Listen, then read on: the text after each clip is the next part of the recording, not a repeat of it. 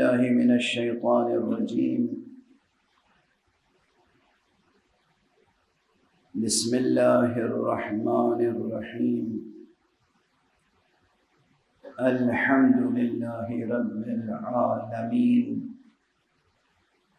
والصلاة والسلام على أشرف الخلائق أجمعين، سيدنا وسيد الأولين والآخرين، حبيبنا وحبيب إله العالمين، إمام المرسلين وخاتم النبيين، شفيع المذنبين ورحمة للعالمين، أبي القاسم المصطفى محمد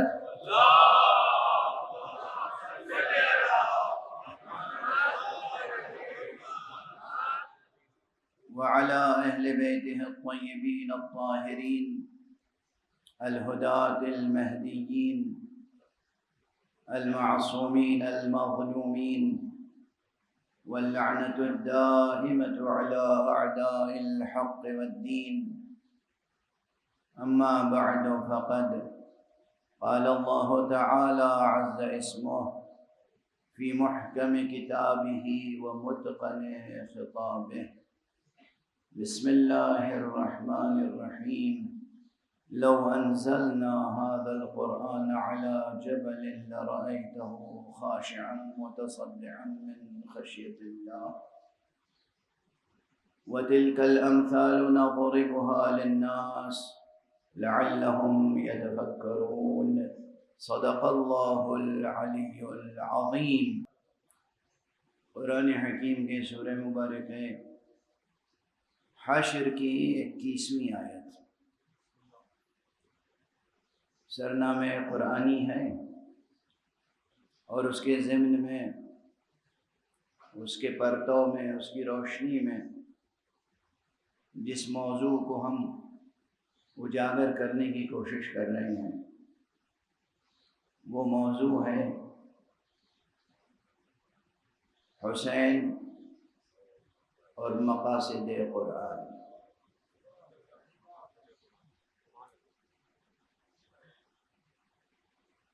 حق یہ ہے، سچ یہ ہے کہ مقاصد قرآن تک پہنچنے کا قریب ترین اور سریع ترین وسیلہ حسین۔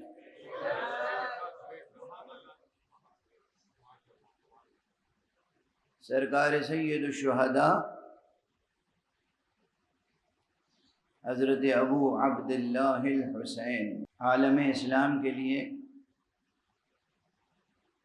محتاج تعارف نہیں ہے،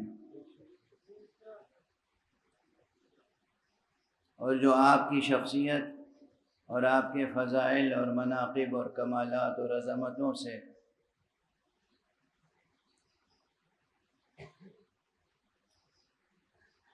اس طرح کا اظہار کرے کہ جسے کہتے ہیں تجاہل عارفانہ،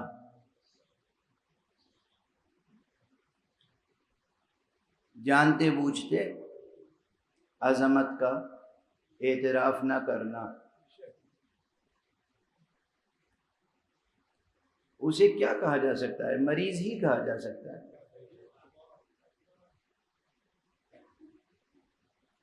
سرکار سید الشہداء کی شخصیت اور آپ کی عظمت،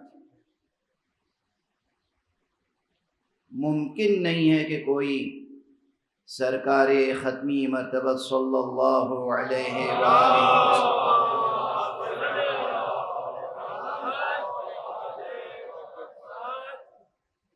پر ایمان رکھتا ہو اور آپ سے محبت رکھتا ہو۔ حضور کے ساتھ صرف ایمان لانا کافی نہیں ہے، قرآن مجید کی روشنی میں اور خود احادیث صحیحہ کی روشنی میں آپ سے محبت کرنا لازمی ہے۔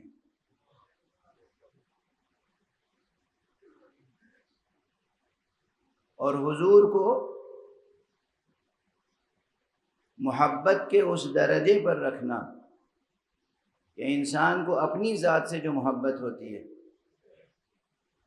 لازمی ہے، ہر شخص کو خود اپنی ذات سے محبت ہوتی ہے، اپنے والدین سے محبت ہوتی ہے، اپنی اولاد سے محبت ہوتی ہے۔ ان تمام محبتوں سے برتر محبت حضور سے ہونی چاہیے، اور اگر نہیں ہوگی تو اس امر الہی پر عمل ممکن نہ ہو سکے گا کہ جسے کہتے ہیں اطاعت رسول۔ بہت سادہ باتیں ہیں۔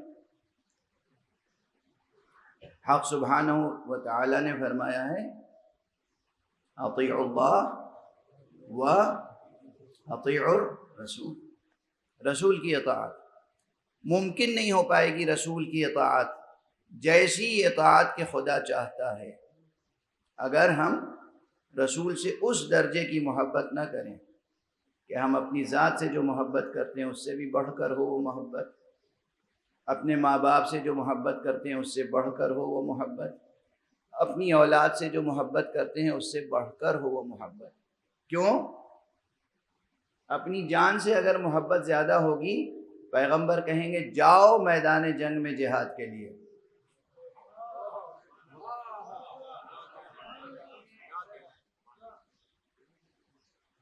جان سے محبت ہوگی تو جہاد سے فرار ہوگا،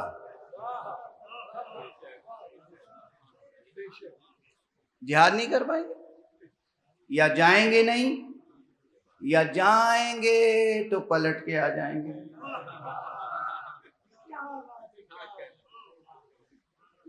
اپنی جان پیاری ہے، واضح ہے نہیں؟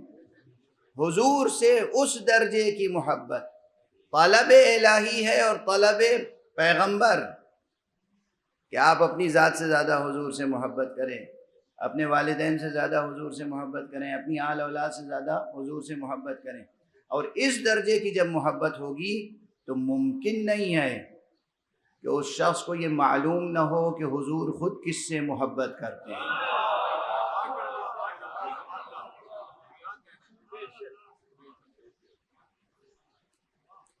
اور یہ بات تو ایسی ہے کہ ممکن نہیں ہے کہ کوئی مسلمان اگر اس درجے کی محبت نہ بھی رکھتا ہو تو کم سے کم اس کے علم میں ہے، اگر وہ رسول کے پیچھے نماز پڑھنے کے لیے جاتا ہوگا مسجد میں تو اسے یہ معلوم ہوگا کہ رسول کبھی کبھی سجدے کو طول دے دیتے تھے۔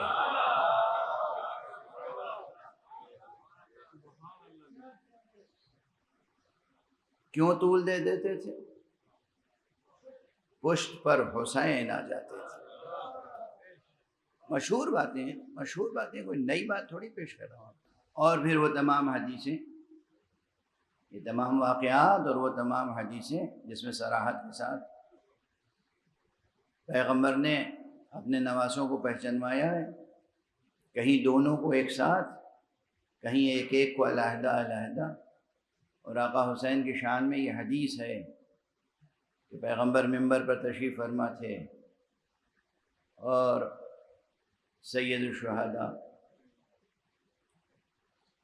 مسجد میں داخل ہوئے، پاؤں جیسے کرتے کے دامن میں بچپن کے جو ظاہری تقاضے ہوتے ہیں الجھ رہا تھا، اصحاب نے چاہا کہ اٹھا لیں، پیغمبر خود منبر سے نیچے اتر کر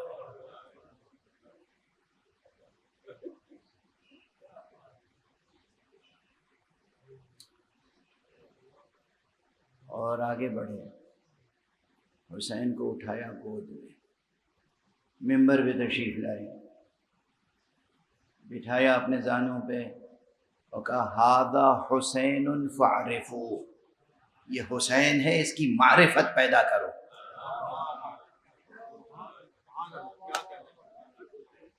توجہ ہے؟ ھذا حسین فاعرفوہ، ارے وہ وہاں بیٹھا ہوا کون نہیں جانتا تھا کہ یہ حسین ہیں، رسول کے نواسے ہیں، مگر یہ اس لیے ارشاد فرمایا کہ تم آج جسے صرف میرا نواسا اور بچہ سمجھ رہے ہو، یہ اتنی عظیم حقیقت ہے کہ اس کی معرفت پیدا کرنا ضروری ہے۔ ھذا حسین فاعرفوہ، کون سا جملہ کب کہاں کہا جاتا ہے اور اس کے پھر نتائج کیا ہوتے ہیں، اور اسے مفاہیم کیسے اخذ کیے جاتے ہیں۔ کل بھی اشارہ کر چکا ہوں کہ اس کے لیے پورا ایک نظام ہے قوانین کا۔ کون سا جملہ کس سیاق و سباق میں کیا مفہوم دیتا ہے، یہ قانون کی خاص بحث ہے، جورسپروڈنس میں باقاعدہ پڑھایا جاتا ہے۔ اسی جورسپروڈنس کو ہم لوگ کہتے ہیں اصول فقہ۔ کل میں نے عرض کیا تھا، روز ہی اشارہ کرتا ہوں کہ کلام کو سمجھنے کے لیے کچھ قوانین ہوتے ہیں، کچھ قوانین ہوتے ہیں بہت سادہ، صرف زبان کو سمجھنے کے لیے۔ مثلا یہ مبتدا ہے، یہ خبر ہے، یہ فعل ہے، یہ فاعل ہے، یہ مفعول ہے، یہ مضاف ہے، یہ مضاف الیہ ہے، یہ مسند ہے، یہ مسند الیہ ہے۔ یہ جو مسائل ہیں یہ نحو کی سطح پر، گرامر کی سطح پر طے ہوتے ہیں، اور اس سے یہ طے کیا جاتا ہے کہ زبان لکھنے والے نے شعر میں یا نثر میں یا تقریر میں صحیح استعمال کی یا استعمال نہیں کی۔ زبان کی غلطی تو نہیں ہوئی، ترکیب کی غلطی تو نہیں ہوئی جملوں میں، یہ کام کس کا ہے؟ نحو کا، اور یہ یہیں ختم ہو جاتا ہے۔ ان جملوں میں جو معانی اور مفاہیم ہیں وہ نحو سے پوری طرح واضح نہیں ہو پاتے، اس کے لیے الگ مزید علوم مرتب کیے گئے، علم معانی، علم بیان بطور خاص، کہ بھئی جملہ تو درست ہے مگر اس جملے میں یہاں تقدیم و تاخیر ہے، یا یہاں تشبیہ ہے اور استعارہ ہے۔ تقدیم و تاخیر ہے تو کیا معنی ہوں گے، تشبیہ و استعارہ ہے تو کیوں ہے، اس میں کیا مفہوم میں اضافہ ہوا، یہ سب کام کس کا ہے؟ علم معانی اور علم بیان۔ بات یہیں ختم نہیں ہو جاتی، ابھی بھی آپ جملے اور جملے کے مضامین میں ہیں گرفتار۔ اس کے بعد مراد متکلم کیا ہے، یہ نہ نحو صاحب سے ثابت ہوتا ہے نہ معانی و بیان سے۔ معانی و بیان سے تھوڑا سا ترشح ہو جاتا ہے کہ مراد متکلم کیا ہے، لیکن مزید مراد متکلم کی تنقیح کے لیے، یہ بتانے کے لیے، تعین کے لیے کہ متکلم یہ چاہتا ہے، یہاں کچھ اور اصول چاہیے۔ علم دلالات پورا مرتب کیا گیا کہ کوئی جملہ کس طرح اس کی دلالت متعین ہوگی اور مراد متکلم کیسے واضح ہوگی۔ دیکھ رہے ہیں آپ، ایک جملے سے معنی حاصل کرنے کے لیے کتنے ہفت خوان طے کرنے، واضح ہے، ہفت افلاک سے گزرنا ہے گوہر معنی کے لیے۔ عنقائے معنی کو اگر شکار کرنا ہے تو پھر بہت کچھ کرنا ہوگا۔ اب یہاں اگر پیغمبر اکرم صلی اللہ علیہ وآلہ وسلم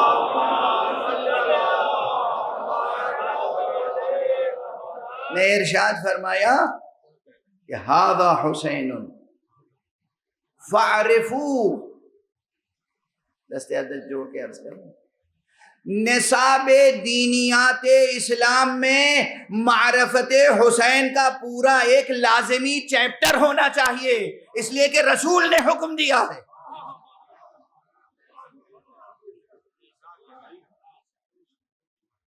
فاعرفوا، اس کی معرفت حاصل کرو، اسے پہچانو، کس کا حکم ہے؟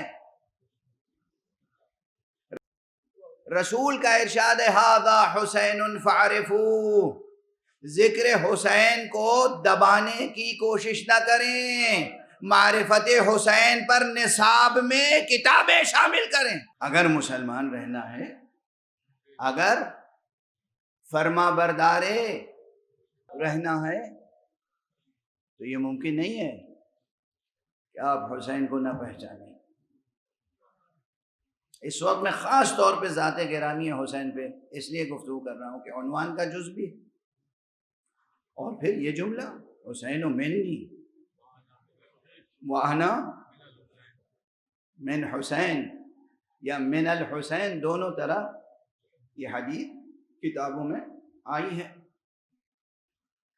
اچھا، اگر کوئی خود اعلان کر دے کہ یہ میرا جزو ہے، یہ مجھ سے ہے اور میں اس سے ہوں، تو اگر تاریخی نقطہ نظر سے بھی صرف سیرت کا مطالعہ کریں گے تو ممکن نہیں ہے کہ سیرت مصطفیٰ کا مطالعہ مکمل ہو جائے بغیر حسین کے مطالعے۔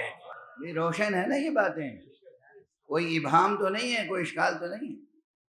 تو اسی لیے میں نے عرض کیا کہ آقا حسین کی ذات گرامی نزدیک ترین وسیلہ ہے، سریع ترین، نزدیک ترین، قریب ترین، راست وسیلہ ہے مقاصد قرآن تک پہنچنے کے لیے۔ اب مقاصد قرآن کے تعلق سے چند باتیں اور عرض کر دوں، روز ہی عرض کر رہا ہوں تھوڑی تھوڑی باتیں۔ مقاصد قرآن کچھ تو نمایاں ترین کلی عناوین ہیں، بڑے بڑے عناوین ہیں، جیسے توحید مقاصد قرآن میں سے۔ اب پرانا جملہ یاد ہوگا نا کہ توحید صرف مقاصد قرآن میں سے نہیں ہے، قرآن مجید کا اصل موضوع ہی توحید ہے۔ اسے تو میں کئی مرتبہ عرض کر چکا ہوں کہ اگر کوئی پوچھے آپ سے کہ بھئی قرآن اگر کوئی کتاب ہے تو اس کا موضوع کیا ہے، ایک ہی جواب ہے، توحید، توحید حق صمدی، توحید۔ اور کیا مقاصد قرآن میں سے ہو سکتا ہے؟ تقوی، توکل، تزکیہ نفس، دین، شریعت، یہ سب مقاصد قرآن میں سے ہیں۔ یہ کلی مقاصد ہیں، بڑے بڑے عناوین ہیں۔ لیکن قرآن مجید میں ہر سورے کا اپنی جگہ بھی ایک مقصد ہے اور ہر آیت کا اپنی جگہ ایک مقصد ہے، بلکہ ایک سے زائد مقاصد ہیں ہر جگہ۔ اس کی مثال دے دوں، ایسی مثال جو بچوں کو بھی یاد رہے، ہر ایک کو یاد رہے، جو وہ کلاس روم کی ٹیکنیکل بحثوں سے آشنا نہیں ہے انہیں بھی یاد رہے۔ آپ کو جانا ہے کراچی سے لاہور فرض کیجیے، یا پاکستان سے آپ کو جانا ہے امریکہ۔ عجیب مثال زبان پہ آ گئی، اچھا چلیے برداشت کر لیجیے۔ اب جانا تو ہے کہاں؟ کراچی سے نیو یارک۔ مجھے معلوم نہیں ہے کہ ڈائریکٹ فلائٹیں ہیں، اب تو ہوں گی، 13-14 گھنٹے 15 گھنٹے میں پہنچا دیتی ہوں گی۔ ایک زمانے میں ڈائریکٹ فلائٹیں نہیں ہوا کرتی تھیں، مسافت زیادہ تھی، تو وہ کہیں نہ کہیں یورپ کے کسی ملک میں ٹھہرنا پڑتا تھا، اس کے بعد آگے۔ تو اب اگر کوئی پوچھے کہ کہاں جا رہے ہیں اور آپ کہیں نیو یارک جا رہے ہیں، جواب صحیح ہے، لیکن وہ جو آپ کے ہاتھ میں وہ بورڈنگ پاس ہے اور ٹکٹ ہے، اس پہ لکھا ہوا ہے کہ Karachi London, London new York.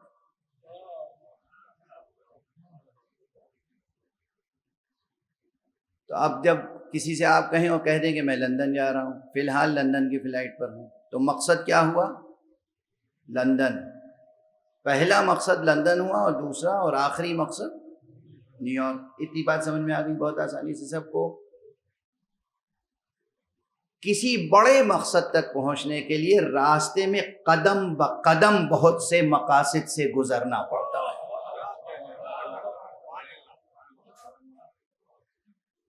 اتنی آسان ہو گئی بات۔ اب اگر فلائٹ سے نہیں جا رہے ہیں اور آپ کراچی سے لاہور ٹرین سے جا رہے ہیں، وہ بھی ٹرین وہ ہے کہ جو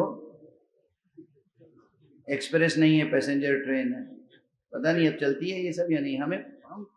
ہم تو پچھلی صدی کے آدمی ہیں، پرانی مثالیں یاد رہتی ہیں۔ تو معلومات جانا تو ہے لاہور، مقصد اصل کیا ہے؟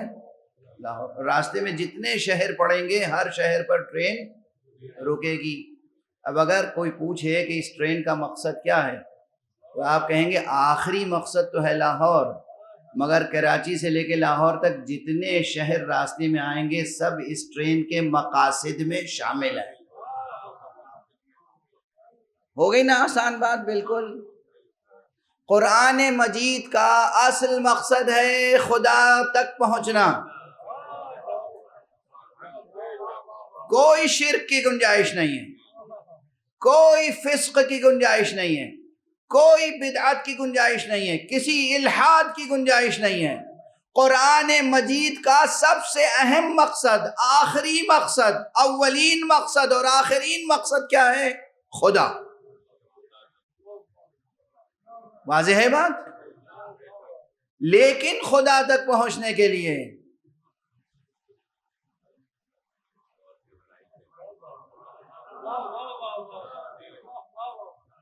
خدا تک پہنچنے کے لیے کیا کیا کرنا ہوگا؟ صبح اٹھے بستر سے، آپ کسی نے پوچھا کیا کرنے جا رہے ہیں؟ کہا بھئی وضو کرنے جا رہا ہوں.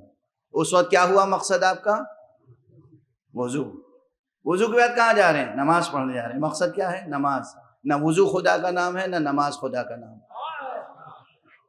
وضو خدا تک پہنچنے کا ایک جو راستہ ہے، اس میں ایک چھوٹا سا فریضہ ہے، ایک واجب ہے. اس کے بعد نماز پڑھنا ایک بڑا فریضہ ہے، لیکن نماز خدا کا نام نہیں ہے. خدا کا قرب حاصل کرنے کے لیے نماز ایک وسیلہ ہے، اور یہ بھی من جملہ مقاصد دین اور مقاصد قرآن ہے. کتنی روشن مثالیں ہیں. اسی لیے لفظ آیا عنوان میں مقاصد قرآن. قرآن مجید کے مقاصد جمع کی حیثیت سے، کلی حیثیت سے دیکھیں بہت ہیں، اور بہت مشکل ہے کسی کا یہ دعویٰ کرنا کہ تمام مقاصد قرآن پر میری نظر ہے. کوئی بڑے سے بڑا مفسر اور فقیہ یہ دعویٰ نہیں کر سکتا کہ قرآن مجید کے تمام مقاصد میری نگاہ میں ہیں. بڑے بڑے چند مقاصد آپ کی نگاہ میں رہتے ہیں، اور اس کے ضمن میں ضمنی مقاصد بھی آپ کے سامنے بہت سے رہتے ہیں، مگر یہ دعویٰ کرنا کہ کل کے کل مقاصد میری نگاہ میں ہیں، ممکن نہیں ہے کہ کوئی غیر معصوم یہ دعویٰ کر سکے. اب آپ اندازہ کر رہے ہیں روزانہ کہ موضوع کتنا اہم ہے، اور کتنا وسیع اور کتنا عمیق. اب اس میں آج جب میں نے یہ عرض کیا کہ ہر سورے کا بھی ایک مقصد ہے، پورے قرآن کا مقصد ہے، ہر سورے کا ایک مقصد ہے. اور یہ چیز اگرچہ مرتب اب ہو رہی ہے رفتہ رفتہ، لیکن شروع سے یعنی زمانے پیغمبر صلی اللہ علیہ وآلہ وسلم،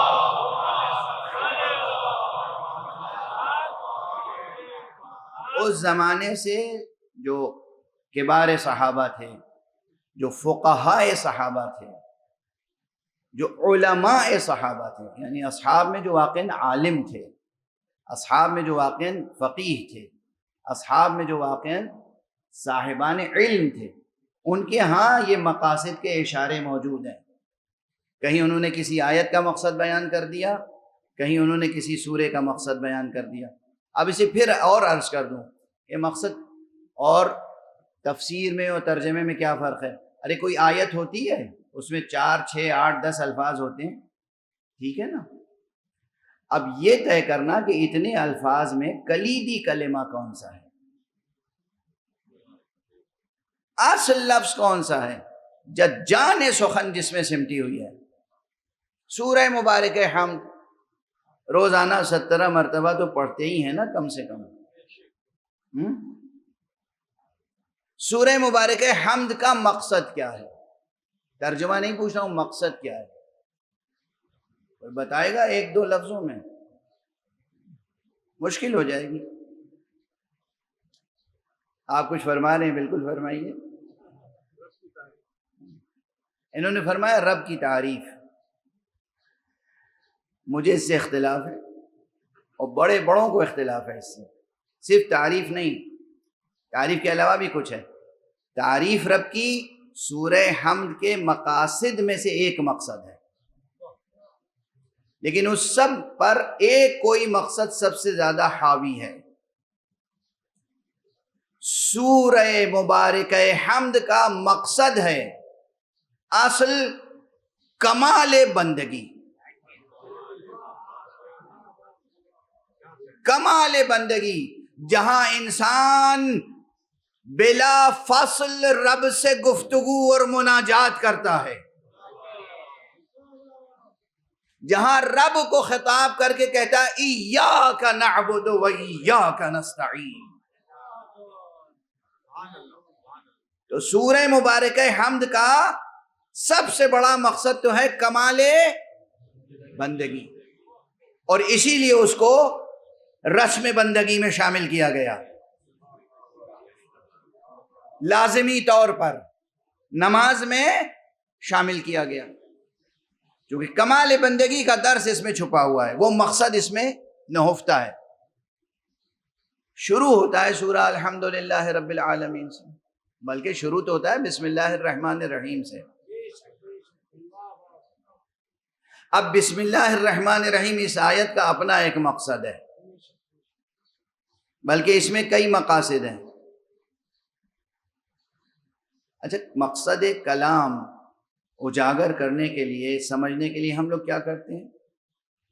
کسی انسان نے کوئی بات کس انداز سے کہی، وہ انداز تک زیر غور لایا جاتا ہے طے کرنے کے لیے کہ مراد کیا ہے، اصل میں چاہتے کیا ہیں۔ واضح ہے؟ انداز، کہنے کا انداز بھی مراد کو متعین کرتا ہے کہ دل میں کیا ہے، چاہتے کیا ہیں۔ کہہ تو یہ رہے ہیں، مگر دیکھیے یہ کہا تھا مگر ایسے کہا تھا۔ واضح ہے؟ اب مثالیں دوں گا تو وقت زیادہ صرف ہوتا چلا جائے گا۔ سورہ مبارک ہم شروع ہوتا ہے بسم اللہ الرحمن الرحیم۔ یہ آیت مجیدہ مستقل ایک آیت ہے اور سورہ حمد کا جز ہے۔ اب اس بحث کو نہیں، دیکھیے ہر جگہ ایک بحث چھڑ جاتی ہے بڑی، اس بحث کو میں چھوڑ کے آگے بڑھ رہا ہوں۔ بسم اللہ الرحمن الرحیم پہلی آیت ہے قرآن مجید کی، خود اللہ کے نام نامی لفظ اللہ سے کیوں نہیں شروع ہوئی؟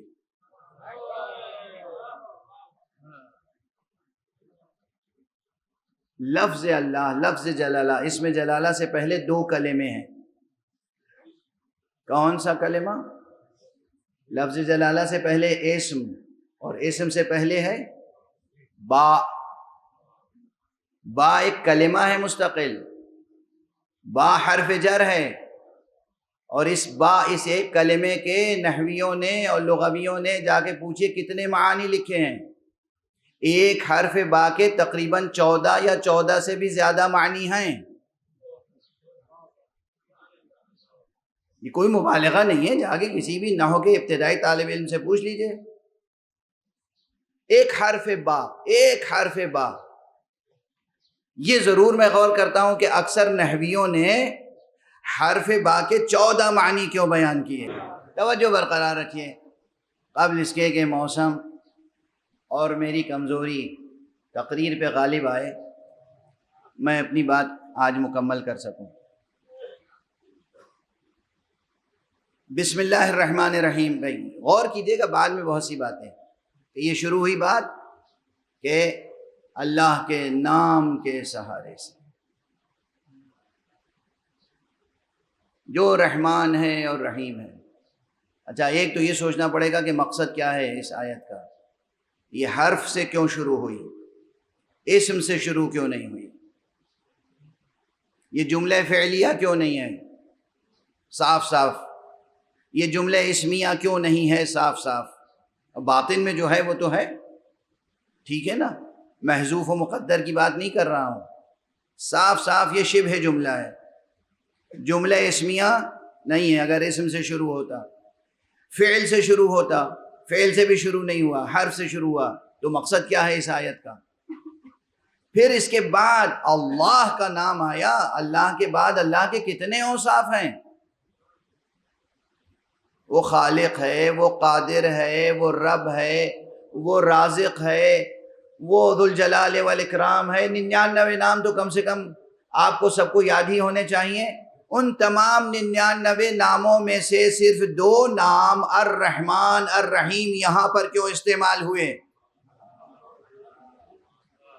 جب آپ یہ غور کریں گے تو ایک مقصد اور اجاگر ہوگا کہ یہ نہ سوچئے کہ یہ قرآن مجید ڈرانے والی کتاب ہے، یہ سوچئے کہ یہ کلام رحمت ہے اور یہ سر بسر از اول تا آخر کتاب رحمت ہے۔ واضح ہے؟ اب اس کے بعد آیا کلمہ، اب دیکھیے ایک کے بعد ایک مقصد آ رہا ہے نا۔ الحمدللہ رب العالمین، چونکہ روزانہ نماز میں پڑھتے ہیں آپ حضرات، تو جی چاہ رہا ہے کہ اس سورے کے تعلق سے ذرا تفصیل سے عرض کر دوں۔ یہ الحمدللہ ہی کی رعایت سے آپ نے فرمایا کہ رب کا تعارف۔ اچھا رب کا تعارف تو ہے، مگر میں نے کیا عرض کیا تھا کہ کمال بندگی یہ ہے اس کا اصل مقصد، روح بندگی، کمال بندگی، جہاں مناجات کی لذت نصیب ہوتی ہے بندے کو۔ دعا اصل عبادت ہے، دعا جوہر عبادت ہے، اور آپ اس وقت دعا کر رہے ہوتے ہیں ایاک نعبد و ایاک نستعین اہدنا الصراط المستقیم، اور فرما رہے ہیں اللہ سبحانہ و تعالی کی عبادت کے لیے اور اس کے سامنے سر جھکانے کے لیے اللہ نے حکمت یہ اختیار کی کہ جبر سے ہم تمہارا سر نہیں جھکوائیں گے، ہم ایسے اسباب فراہم کر دیں گے کہ اس پہ غور کرو، اس کے بعد جذبہ بندگی بیدار ہو جائے تو سجدہ کرنا۔ یہ جو بندگی کا جذبہ پیدا ہوتا ہے یہ کیسے، کب، کیوں؟ الحمدللہ رب العالمین، تعریف ہے، ستائش ہے اس پروردگار کے لیے جو عالمین کا پالنے والا ہے۔ الحمدللہ جب آپ نے کہا تو بہت سی نعمتیں سامنے آئیں گی۔ اس نے زمین خلق کی، الحمدللہ، آسمان خلق کیا، الحمدللہ، سورج اور چاند کو بنایا، الحمدللہ، ہمیں بنایا، الحمدللہ، ہمیں زندگی عطا کی، الحمدللہ، ہمیں اسباب زندگی، ضروریات زندگی فراہم کیے، الحمدللہ۔ یہ اس کی نعمتوں کا تصور کرتے چلے جائیں گے اور مضمون حمد جب پھیلے گا تو خود بخود اللہ کی محبت پیدا ہوگی۔ محبت بنیادی اسباب میں سے ہے جو کہیں سر کو جھکا دیتی ہے۔ توجہ ہے؟ محبت ہوگی، محبت سے سر جھکائیں گے تو وہ ہے کمال بندگی، وہی ہے اصل بندگی۔ اگر محبت سے آپ نے سر نہیں جھکایا تو بندگی تھوڑی ہے۔ اسی لیے اسلام و ایمان کے مراتب ہیں نا۔ حضرت علی ابن ابی طالب کی چمکتی ہوئی تلوار دیکھی اور جلدی سے سر جھکا دیا، یہ عبادت نہیں ہے، یہ جان بچانے کا طریقہ ہے۔ لیکن اللہ کی نعمتوں کا حساب لگایا، شمار کیا، احساس کیا، ادراک کیا، اور یہ ادراک کیا کہ محمد کی ذات گرامی خود کتنی بڑی نعمت ہے اللہ کی، یہ سلسلہ ہدایت کتنی بڑی نعمت ہے ہمارے لیے۔ اللہ کی نعمتوں کو تصور کیا، اللہ کی محبت دل میں پیدا ہوئی، خود بخود آپ کا پورا وجود، آپ کا قلب، آپ کا ضمیر، آپ کا ذہن سب آمادہ عبادت ہو جائے گا۔ الحمدللہ رب العالمین۔ اس کے بعد پھر کہا الرحمن الرحیم، پہلے فرما چکا ہے الرحمن الرحیم، پھر فرما رہا ہے الرحمن الرحیم۔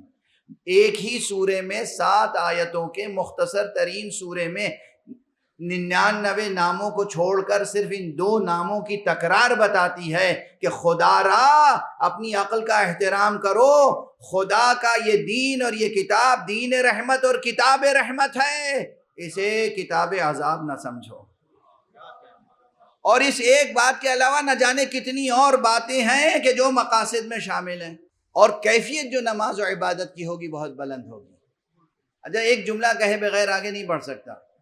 بار بار جو لوگ مجھ سے کہتے ہیں کہ قرآن مجید میں تو غیظ و غضب کا اظہار ہر جگہ ہے، آپ یہیں دیکھ لیجئے، محبت پیدا کرنے کے لیے کم سے کم 3 آیتیں ہیں۔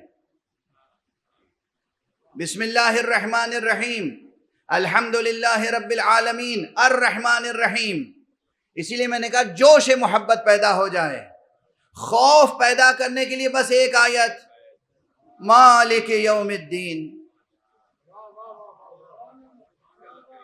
اب 3 آیتیں نہیں ہیں متوالی، 3 آیتیں ایسی کہ وہ قیامت کا مالک ہے، وہ جہنم خلق کرنے والا ہے، وہ گناہگاروں کو سزا دینے والا ہے. نہیں، یہ یہاں پر اب نہیں ہے. اس کے معنی یہ ہے کہ رحمت الہیہ غالب ہے غضب الہی پر. محبت اور جوش محبت پیدا ہو اور اس میں ایک ذرا سا خوف خدا پیدا ہو، اور پھر دیکھیے کیا کیفیت ہوتی ہے. اور پھر دعا کے لیے ہاتھ اٹھ جائے، ایاک نعبد و ایاک نستعین. اچھا، اس میں بھی دیکھیے الفاظ کی مناسبت ایک ہوتی ہے اور ایک معانی کی مناسبت. الفاظ کی مناسبت بھی معراج کمال پر ہے اور درجہ اعجاز پر، مضامین اور معانی کی مناسبت بھی. 2 چیزیں ہوئی سامنے، عناصر، محرکات، اسباب، محبت اور خوف. محبت کا تقاضا تھا کہ بندگی کے لیے سر جھکائیں اللہ کے سامنے، اور اس کا خوف جو پیدا ہوا تو اس کا تقاضا تھا کہ اسی سے مدد بھی لیں. اس لیے 2 فقرے آئے، ایاک نعبد و ایاک نستعین. بات آگے بڑھ رہی ہے. ہر آیت کا ایک مقصد، ہر سورے کا ایک مقصد. ایاک نستعین، پروردگار تجھی سے مدد چاہتے ہیں، کمال بندگی، کمال بندگی، اسی سے مدد چاہتے ہیں. اب اگر وہ مدد کا پورا نظام بنا دے اور ایک سلسلہ مدد کا قائم کر دے تو اس سلسلے اور نظام کو قبول کرنا ہے عین بندگی. اس نظام اور اس سلسلے سے سرتابی ہے عین کفر. واضح ہے؟ کہا نا آپ نے ایاک نعبد و ایاک نستعین اہدنا الصراط المستقیم، پروردگار مجھے سیدھے راستے کی ہدایت فرما. اللہ نے اس کے آگے کیا فرمایا؟ صراط الذین انعمت علیہم غیر المغضوب علیہم ولا الضالین. سیدھا راستہ یعنی کیا؟ یعنی ان ہستیوں کا راستہ. اب لفظوں میں نہ الجھیے گا، عبارتوں میں نہ الجھیے گا، مضامین میں نہ الجھیے گا، اصول و فروع میں نہ الجھیے گا. اگر آپ کو صراط مستقیم پر رہنا ہے اور خدا تک پہنچنا ہے تو فقہا کے بنائے ہوئے قوانین کو بعد میں پڑھیے گا، پہلے ان ہستیوں کی تلاش کیجئے. جو ہستیاں وہ ہیں جن پر اللہ کی نعمتیں خاص ہوئی، جن پر اللہ کی نعمتیں تمام ہوئیں، جنہوں نے کبھی بھی کوئی گناہ نہیں کیا، جنہوں نے کبھی کوئی گمراہی نہیں اختیار کی.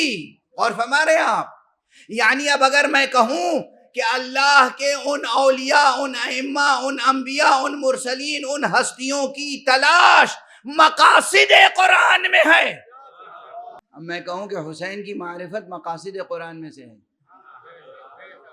حسن کی معرفت حاصل کرنا مقاصد قرآن میں سے ہے، علی ابن ابی طالب کی معرفت حاصل کرنا مقاصد قرآن میں سے ہے، محمد مصطفیٰ صلی اللہ علیہ وآلہ وسلم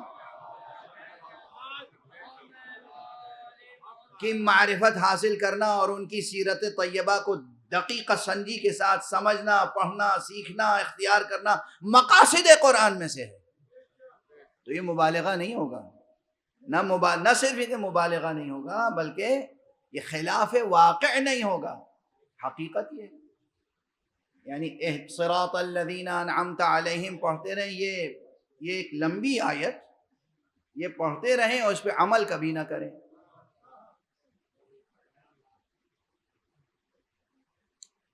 آپ نے صراط مستقیم کا سوال کیا ہے نا خدا سے، اہدنا الصراط المستقیم. آگے کیا ہے؟ صراط الذین، الذین ان ہستیوں کا راستہ جن پر اے پروردگار تو نے نعمتیں نازل فرمائے۔ بھئی قرآن کو قرآن کی روشنی میں سمجھنے کی ضرورت ہے یا نہیں؟ یہاں کیا کہا؟ انعمت علیہم، انعمت علیہم، اے پروردگار جن لوگوں پہ تو نے نعمت نازل کی، نعمت نازل کی۔ اور قرآن مجید میں نشاندہی اس مقام کی بھی ہے کہ جہاں نعمت نازل ہی نہیں کی، نعمت تمام کی، اور ہمارے نعمت تمام کی۔ تو کیا یہ ممکن ہے کہ ہم اس مقام کو سمجھے بغیر مقصد قرآنی کو حاصل کر لیں؟ اب اگر مستند ترین محدثین نے یہ نقل کیا ہے کہ آیہ اکملت، آیہ اتممت علیکم نعمتی روز غدیر نازل ہوئی، تو اس کے معنی ہے کہ مقاصد قرآن میں یہ بھی شامل ہے کہ ولایت غدیر کی حقیقت معلوم کرو۔ کیا سورہ ہے! اچھا دیکھیے، بار بار میں یہ بھی کہتا رہتا ہوں کہ معانی کی مختلف سطحیں ہوتی ہیں، معانی کی مختلف پرتیں ہوتی ہیں، مضامین کی پرتیں ہوتی ہیں۔ ایک ہی عبارت ہوتی ہے، اس میں مضامین تہ بتہ ہوتے ہیں۔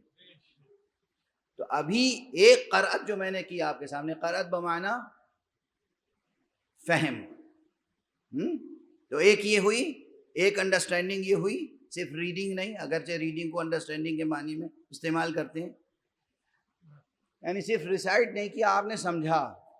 تو ایک سطح ریڈنگ کی یہ ہے کہ سورہ مبارکہ حمد میں ابتدا کی 3 آیتیں جو مضمون رکھتی ہیں وہ محبت الہیہ پیدا کرتی ہیں۔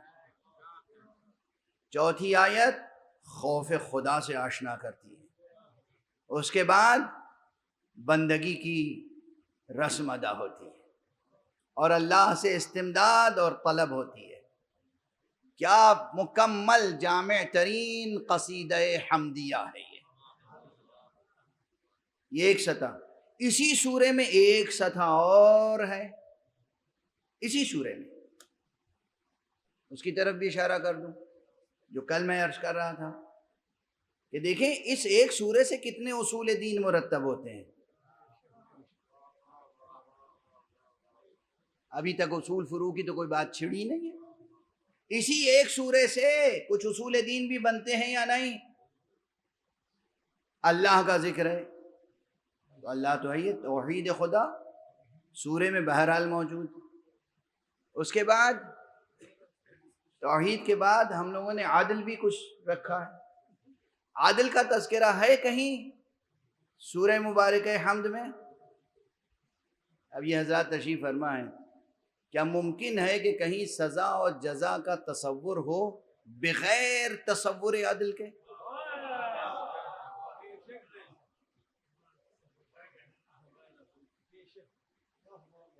جب کہا گیا مالک یوم الدین، وہ یوم جزا کا مالک ہے، اس کے معنی ہے کہ مالک یوم الدین جو روز جزا کا مالک ہے وہ عادل ہوگا۔ اچھا، تمام اوصاف کو چھوڑ کے یہاں مالک یوم الدین خاص طور سے کہا گیا، اس لیے ہم نے باب توحید کے بعد تمام اسماء و صفات کو چھوڑ کے عادل کا تذکرہ ضروری سمجھا۔ توحید کے بعد عادل آ گیا، سورہ مبارکہ حمد ہی کی روشنی میں ہے، واضح ہے۔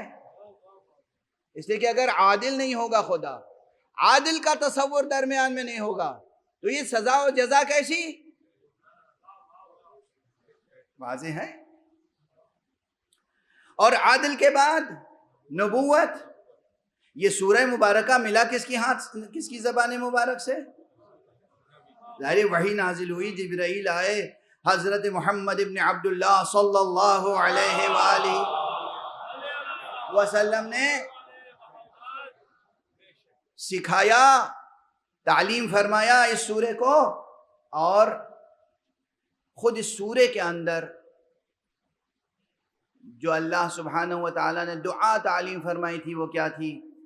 اہدنا الصراط المستقیم، اے پروردگار ہمیں صراط مستقیم کی ہدایت فرما۔ لفظی سطح پر کلمہ لا الہ الا اللہ، کلمہ شہادت کو نصیب ہو جانا سب سے بڑی یہ نعمت، اور حیاتی و وجودی سطح پر رتبہ شہادت پا لینا سب سے بڑی نعمت. یاد رہیں گے یہ جملے؟ ذہنی سطح پر، ادراکی سطح پر، معرفی و معرفتی سطح پر اللہ کی معرفت حاصل ہو جانا سب سے بڑی نعمت.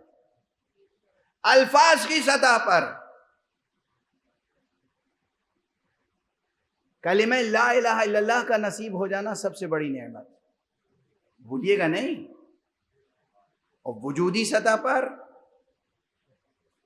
شہادت نصیب ہو جانا سب سے بڑی نعمت. اس سے بڑی کوئی نعمت نہیں ہے. آقا حسین کا مرتبہ تو بہت بلند ہے. جس دن آیت اللہ خامنئی کا تذکرہ، ان کی شہادت ہوئی ہے، میں مسجد میں موجود تھا. ایک شخص نے مجھ سے آ کے کہا، ہم سب مغموم تھے، محزون تھے، ایک عجب کیفیت تھی، ناقابل بیان درد، حزن، کرب، علم. ایک شخص آیا، کہا مولانا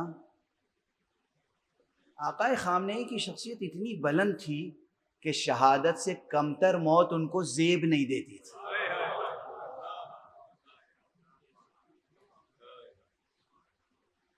شہادت کا مرتبہ بہت بڑا مرتبہ.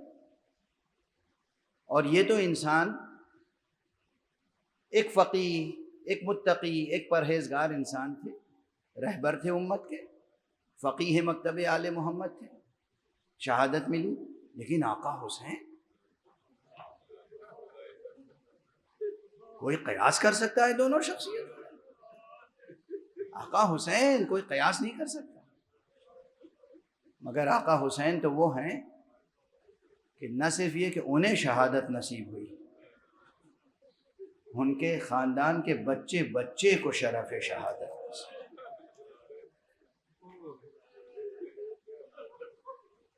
بس چند فقرے عرض کروں گا، گفتگو آج تمام ہو جائے گی.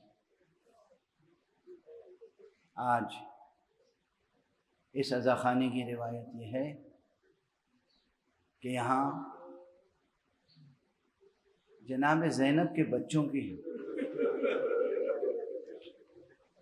شہادت کا تذکرہ ہوتا ہے. اللہ اکبر. کربلا میں اب تک مشہور قول مورخین کے درمیان یہ ہے کہ 9 مائیں تھیں جن کے بچے ان کی آنکھوں کے سامنے شہید ہوئے.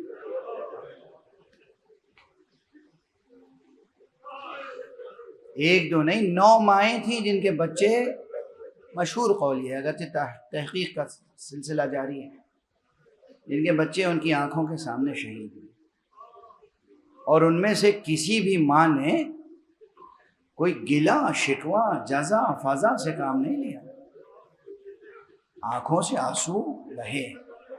یہ جو آپ ذاکروں کی زبانوں سے، مرثیہ نگاروں کی زبانوں سے، نوحہ خانوں کی زبانوں سے لسان حال، صدائے حال سنتے ہیں نا، یہ ہمارا تخیل ہے. یہ سب مضامین ہم نے باندھے ہیں شعروں میں. ورنہ کربلا کی مائیں، انہوں نے اس طرح جزا فضا سے کام نہیں لیا. کیا صبر و ثبات کا مظاہرہ تھا. کوئی ماں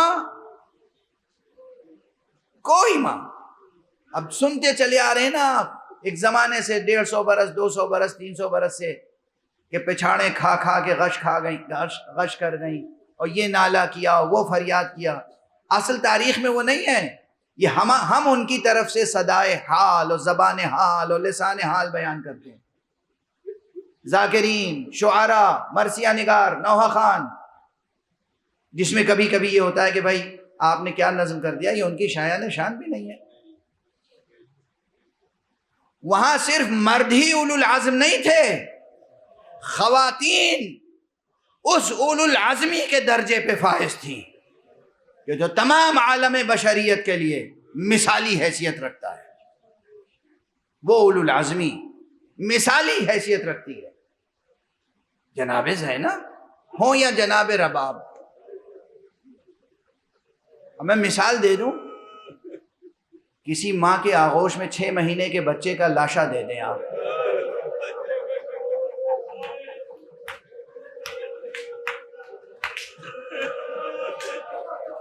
کیا کیا گریہ کرنے کا اسے حق ہے، کتنا تڑپنے کا حق ہے اسے، ہے نا؟ جائز حق ہے، فطری کیفیت ہے۔ ماں روئے گی، تڑپے گی، ہو سکتا ہے زبان پہ گلہ آ جائے۔ ہم نے نوحوں میں، مرثیوں میں، ممبروں پر بہت کچھ کہا نا۔ تاریخ دیکھیے، تاریخ میں کیا لکھا ہے۔ رباب، شیر خوار بچہ، 6 مہینے کا بچہ گیا اور پھر باپ اس کا لاشا لے کے آیا۔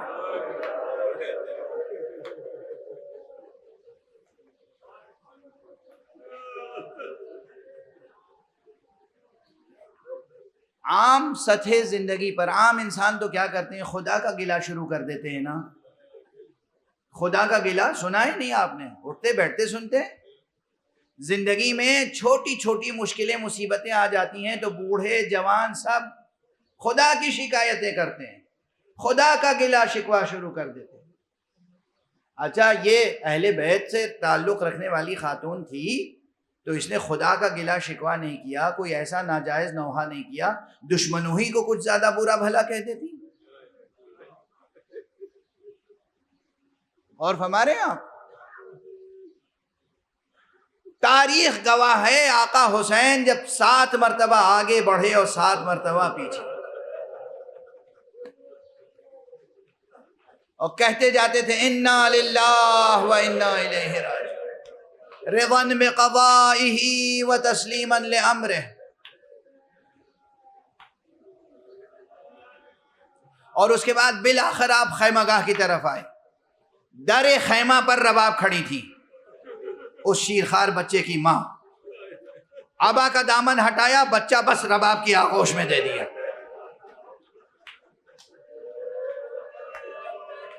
قیامت کی مصیبت ہے نا، قیامت کی۔ رباب کو معصومہ تو کوئی نہیں کہتا، رباب کو ثانیہ زہرا تو کوئی نہیں کہتا، اور فرما رہے ہیں آپ رباب کو حجت خدا تو نہیں کہتا، مگر کیا اس ماں کا مرتبہ صبر و ثبات تھا۔ کیا بس ایک جملہ کہا بیٹے کو دیکھ کے، بنیا امثلک ینحر، میرے بچے کیا تیرے جیسے بھی ذبح کیے جاتے ہیں؟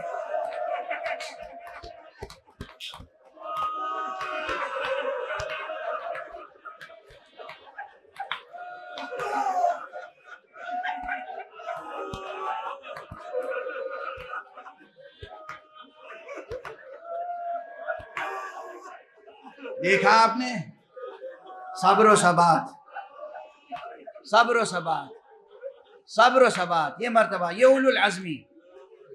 اب جائزہ لیں ہم کس طرح سے غم مناتے ہیں، اور کس طرح سے غم منانا چاہیے۔ گریہ ہو رہا ہے، گریہ کبھی نہیں رکے گا، گریے کو روکنے کی کوشش نہ کریں، گریے پہ پابندی نہ لگائیں، دلوں کو اشک عزا سے تر و تازہ اور منور رکھیں، دلوں کو پتھر نہ بنائیں۔ یہ جب مرتبہ رباب کا ہے کہ چھماہے کو دیکھ کر بھی زبان سے کوئی گلہ نہ کیا، تو اب سوچ لیجئے کہ اس بی بی کا مرتبہ کیا ہوگا جسے ثانیہ زہرا کہتے ہیں، حسین کی اولو العزم بہن زینب۔ 2 بیٹے زینب کے گئے، میدان کربلا میں جہاد کیا، بھرپور جہاد کیا، شہید ہوئے عون اور محمد، اور دونوں کے لاشیں جب آئے ہیں تو جب لاشیں لے کر امام آ رہے تھے، خاص طور سے میرے بزرگ ہیں، شفیق ہیں اور مجتہد بھی ہیں اور بہت اچھے خطیب بھی ہیں عربی زبان کے، علامہ آیت اللہ شیخ فاضل مالکی، پروردگار ان کو اپنی حفظ و امان میں رکھے۔ ان کی تحقیق یہ ہے کہ جناب عون اور جناب محمد دونوں بی بی زینب کے بیٹے تھے۔ کتابوں میں اختلاف ہے، آپ نے سنا ہوگا، بعض لوگ کہتے ہیں کہ محمد بی بی زینب کے بیٹے تھے، عون دوسری ماں سے تھے، تھے حضرت عبداللہ ابن جعفر طیار کے بیٹے، لیکن بہت سے محققین کا یہ قول ہے کہ دونوں بیٹے زینب کے تھے، دونوں بیٹے شہید ہوئے۔ امام حسین محمد کے لاشے پہ پہنچے،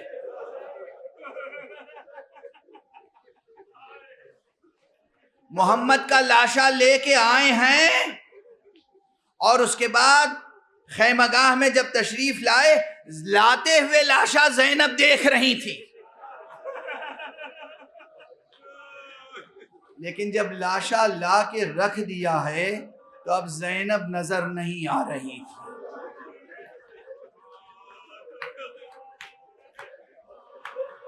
پوچھا ہے سرکار سید الشہداء نے، اور نجف اشرف کے ایک اور عظیم مورخ، ادیب، شاعر، محقق، مصنف، اور میرے برادر معظم علامہ سید ذوالقدر رضوی کے خصوصی استاد ادب علامہ سید مہدی سویج الخطیب، جو اپنے دور کے نامور محقق تھے، وہ اس انداز سے مصائب پڑھا کرتے تھے اون و محمد کے نجف اشرف میں منبر حرم سے۔ وہ کہتے تھے حسین لے کر آئے اور دونوں بھانجوں کے لاشیں زمین پر لٹا دیے، اس کے بعد خود لیٹ گئے درمیان میں، کبھی ادھر مڑتے تھے محمد کو پیار کرتے، کبھی ادھر مڑتے تھے اور کو۔ بیٹا جاؤ، جنت میں تمہاری دادی انتظار کر رہی ہیں۔ اس کے بعد بلایا، کہاں ہے زینب؟ میری ماں جائی بہن زینب کہاں ہے؟ معلوم ہوا زینب سجدہ شکر میں ہے۔ پروردگار تیرا شکر ہے، تو نے میری قربانیاں قبول فرما۔